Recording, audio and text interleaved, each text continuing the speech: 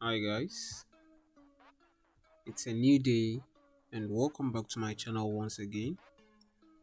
In today's video, I'm going to be showing you how to stop Windows 10 automatic updates. To do this is very simple.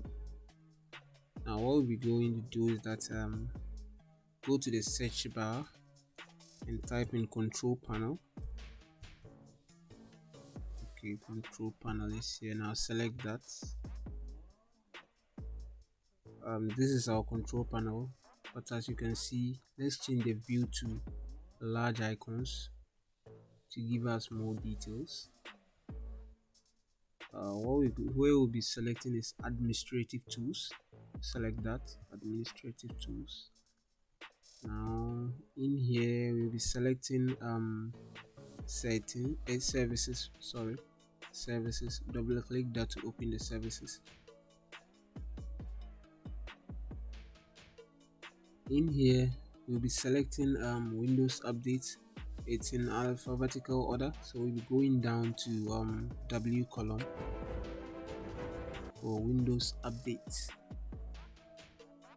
For Windows update. Okay, here is it, and it's running as you can see. So let's right click. We have to stop this.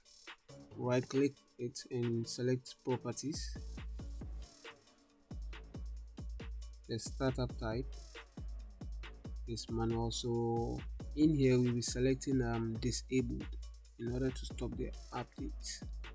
So it's been selected, we apply and then OK. Alright, okay, we've been selected, it's been disabled. Okay, but it's still running, so go to your top left and select stop the services. Right, so select stop the services to do that. Okay, so our update is being disabled, so that is it. Right click on that to see, check that and see. So as you can see, the startup type is disabled and service status is stopped. Alright, so that is it. That is it for today. If you find this video helpful, please leave a like and drop your comment below, and don't forget to subscribe.